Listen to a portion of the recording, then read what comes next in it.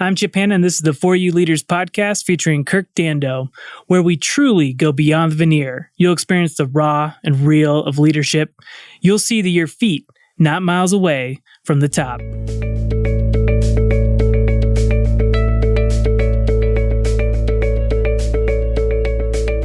You may have heard about Brett Hurt. He started numerous tech companies, invested in many more, and he serves on many prestigious boards. You can read more about Brett's experience at lucky7.io. That's lucky7.io, which he talks about how he named it that in this podcast. We could go on and read his bio and his accomplishments, and that would take the entire length of this podcast. But, even ask Brett, that's not what's important, right, Kirk? Yeah, for sure. I mean, first and foremost, like really other great leaders, Brett really never set out to be a great leader. He really set out to be a great person. And he's super passionate and focused on, as he puts it, he really wants to change the world for the better through technology. That's a pretty tall order, but if anyone can do it, Brett can. He's got a new startup, data.world. Yes, data.world. I'm super excited about this. This is Brett and three other co-founders, new adventure, new company. I'm excited to be an investor, an advisor, and watch this journey unfold.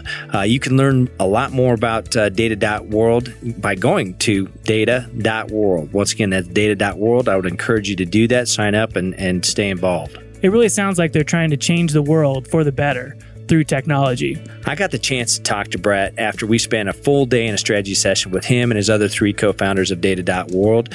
We were at Capital Factory in Austin, Texas. One of the things you'll love about Brett is how introspective and caring he is.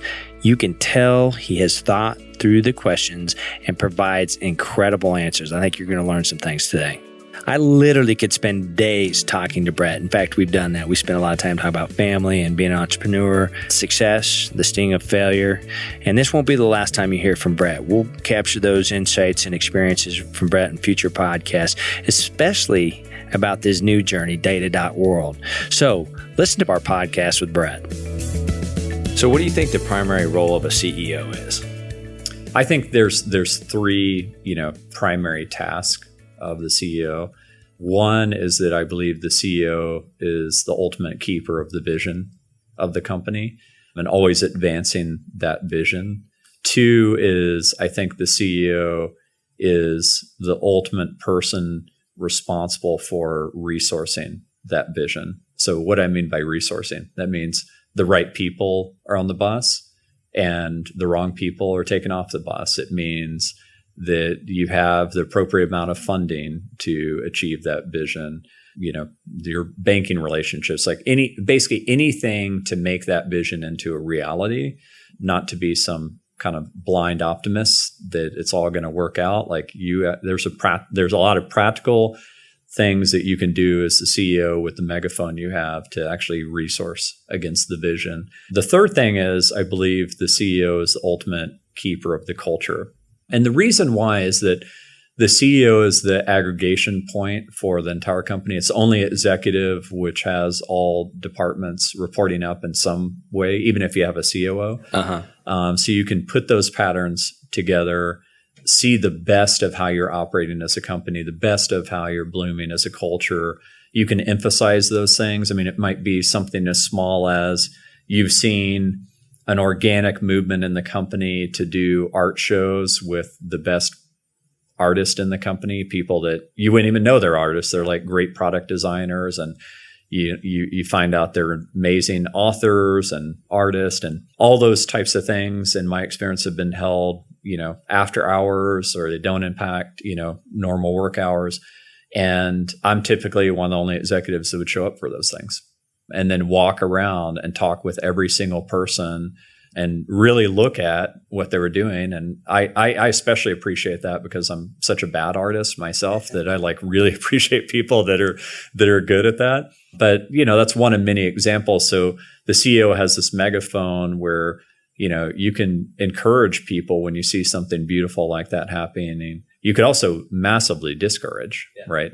I mean, if you went to something like that and, you walked around saying, why are you wasting your time doing this? You should be at home working, that would kill your culture immediately. So that megaphone has to be very, very carefully used. And And obviously I don't think that way. I'm just saying that's maybe how some CEOs might think. Well, I think about your mom and how she encouraged you, right? When you were absolutely. little. I mean, she had a megaphone, and she got a choice on how she was going to use that for you, and it's interesting to see that thread kind of pulled through, because I know, as I talk about, for you leaders, one of the things that I say that is how they think, and it's nothing conscious, it's nothing that's scripted or read out of a book, but they care about who you are, meaning things like art or cooking or whatever it is, things that that are not just the discipline of getting the job done. They care about who you are. They care about where you're at in your journey. Like, what do you dream about? What are you passionate about? What are the things that get you up in the morning and drive you? And then they want to know how they can help you take that next step. Right. And I think you've done a tremendous job, both individually as well as building cultures that do that. And I don't think, maybe even as I'm even explaining right now, that's probably wasn't the sequence of how you think of it, but watching you and watching other For You leaders, that is a behavioral muscle set that was put in place at some time. Well, I mean, one thing that I just deeply believe is that, another blog post I wrote is how do you create a great startup culture? And I said, what's the secret to it? And the secret is how you hire. And so the way we hired at Bizarre Voice was very unique. It took me 5 companies to figure out how to design a hiring process like that. And I did it with Brent Barden, my co-founder, and we came up with this together. And so I'd encourage you to read that post. I don't want to go into it because it'll take, a few minutes just to describe that. But it is ultimate secret. But the bottom line is that, you want to hire people that are genuinely passionate about that. Now, everybody would say that. So we came up with a process to test that passion. And then you want to, you have to be genuinely passionate about the mission of the company too. Why you start it if you're not. And then you want to emphasize that over and over again. So one way to think about it is that if you care about the whole person showing up at work as opposed to just the person that has the title of senior engineer or whatever it is, and you're on this mission to do something really good for the world, and you've hired someone who really cares about that mission, then you should naturally care about the whole person showing up. Some of the most beautiful memories at Bizarre Voice. I mean, frankly, part of the reason I'm back in the arena right now with data.world was all the children showing up and saying, my mommy or daddy loves working here. They love the mission. And that literally happened. I mean, the culture felt electric at that moment. And my daughter, with all this stuff I've been doing over the past 3 years, she said, Daddy, when are you going to start another business? I said, Rachel, you see all the things I'm doing. Like, you see the people coming over, pitching us on their business. You see the startup competitions we're doing. We've got Hurt Family Investments, et cetera. And she said, yeah, Daddy, all that's great. When are you going to start another business? And I had to really deeply think about that. Why is she asking me that? And what I figured out is that she was 6 months old when I started Bizarre Voice with Brent. And I would constantly bring her in the office, and I'd constantly bring her to a client summit or to an all hands meeting. And those were just real spectacles. And those were some of her best memories as a child. And our son, Levi, hadn't seen that side yet. He had seen the outcome of a successful company and seen, some of the companies that we're investing in, but he hadn't seen that journey. And I thought, although I have all this time to spend with the kids, like, what is the best way to lead in my family? And the best way to lead, I determined, was to continue to live my original mission in life, which was to change the world for the better through technology. Now, you could say I'm doing that as an investor, but, here I am at this young age with all this energy, this contacts, this big network, the ability to field a great team, to go after something really big and ambitious, and to put that imprint on our kids, realizing that some of the best memories of our daughter was during those amazing growth years of Bizarre Voice and her coming in and seeing it, feeling the electricity. Sometimes you have to ask yourself, like, are you doing the best job as a parent in inspiring your kids. And my mom did the best job that she could in inspiring me by having the wisdom to realize that I'd found my passion at a young age. That's why it's called Lucky 7, by the way, is that I named my blog as a tribute to my mom. I feel very lucky to have had her as a mom. Unfortunately, she's passed away from lung cancer. She never smoked. And to have that, that incredible journey with her, and then to impart, it's best I can that to our kids. I don't know if I'm as good of a person as my mom. I try to be, but I hope I am. But Abraham Lincoln has this great quote, and it goes something like, if you like your child to walk in a certain direction, you yourself must walk in that direction. I'd be remiss not to talk about you and your family. It's probably the thing that I admire most about you. One of the things I'm very privileged is to work with, great leaders all over the world, and I learn a lot. And some of the things I've learned from you is you as a husband and as a father, I think, is your top priority. Your philosophies around taking time away from the business is reflective of that. You might want to talk a little bit about that. But more importantly, even than that, is just talk about you as a husband and a father, and how that is kind of central to who you are and kind of informs everything else you do.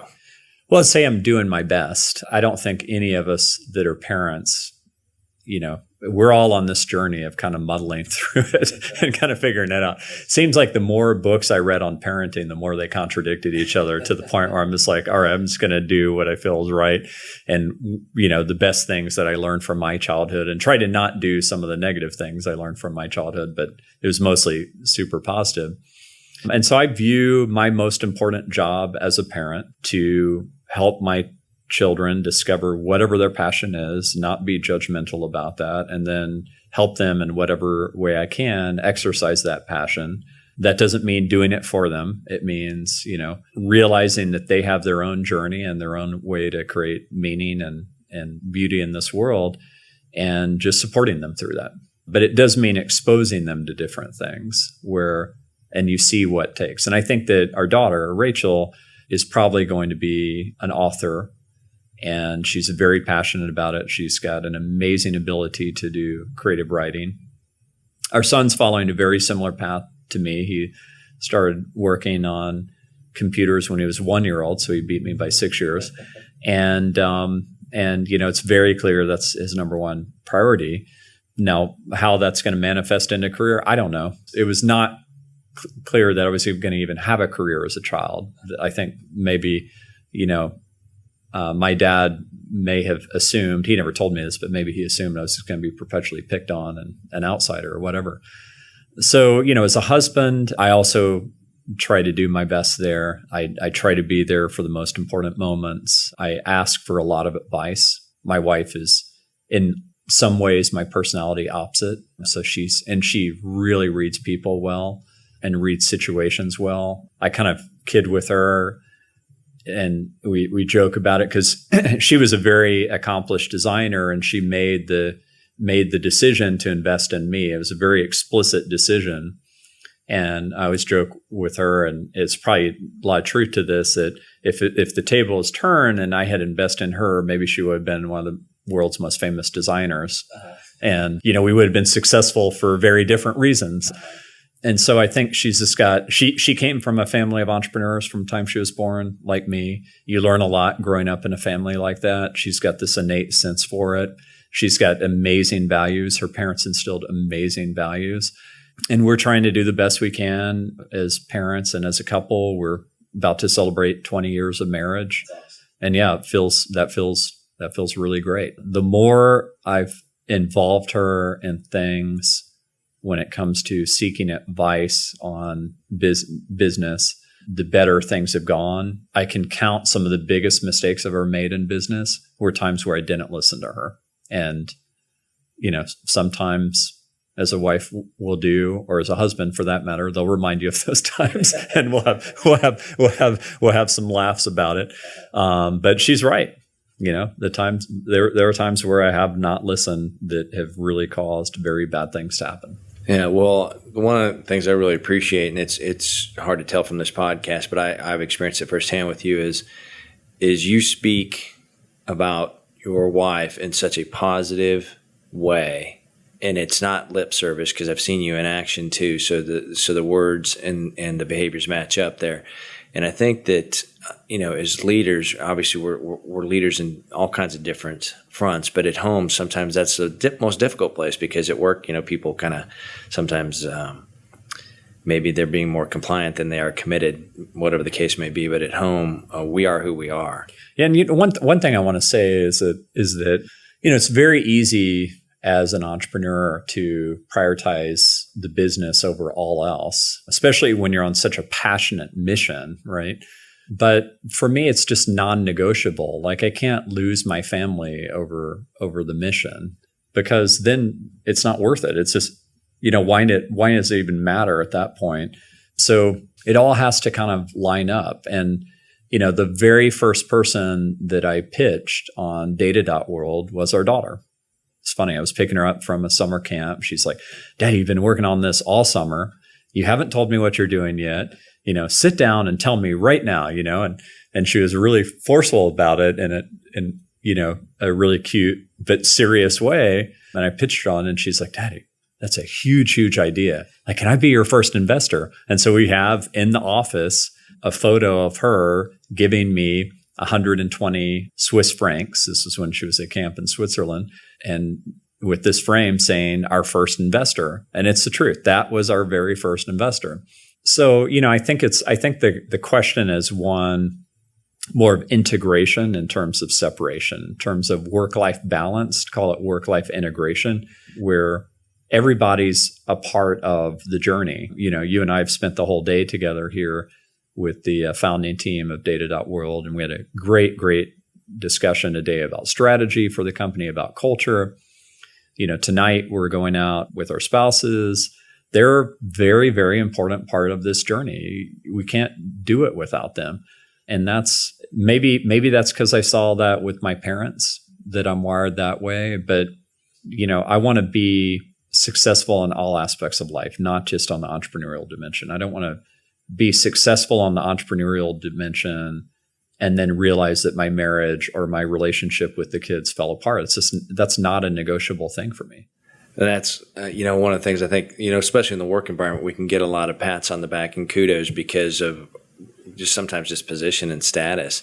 And I think that you make it a priority, like I said, to integrate. It was interesting listening to the discussion today. One of the co-founders even said, this is about our spouses. This is about our kids. This is about all of them need to be part of that journey. And I just think that's an interesting, very subtle, but very significant way of thinking about integration versus balance. I think that there's a ton of insight there. So no doubt I could go on for hours with Brett. I mean, he has got so many life experiences, so many stories, has got so much wisdom. I would strongly encourage you to go read his blog. Once again, it's lucky7.io. Lots of those experiences he's captured. No doubt you'll see his passion. You'll learn a lot from him. I hope that you've learned from this podcast. Thank you, Brett, for making time to talk to me. You bet. Thank you. And thanks for what you're doing to make the world better by making us all better leaders. Thank you very much. I wish we could let you experience Bizarre Voice at the stage that Brett mentioned in the podcast. If you were there, you know what I'm talking about, but it's just not possible. I do too. I've heard nothing but amazing things about that culture. And it was contagious, wasn't it? Yeah. Someone did a research to show that over 23 startups, and I think if someone did it today, it'd be more than that, were spawned out of Bizarre Voice. That speaks volumes to how powerful and how talented the people were there. But beyond the talent, what they had is they had a will to win. They had the skill, but they also had the will. Wow. Have you ever seen anything like that before? It's like catching lightning in a bottle. It is very rare. I have seen it a handful of times. It's incredible when it happens. But I think a big part of their success has to do with the way Brett and his co-founders and the original team approached working, and his family. And he spread it to the rest of the organization. For this episode, I want you to reflect on how your leadership affects the families of everyone involved. It's not just the eyeballs that are in front of you, it's the eyeballs that are behind them.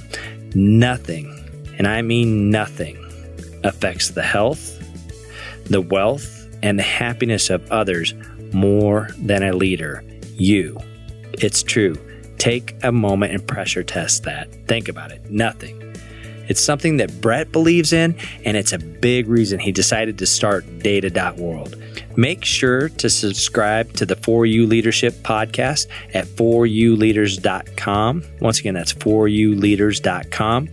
Let us know what you think of our guests, the questions that we're asking. Even if you'd like to see these be a little bit shorter, a little bit longer, we'd love to connect with you. Once again, this is the For You Leadership podcast, so we want to hear from you. So this can be for you. Subscribe at foryouleaders.com. Thank you.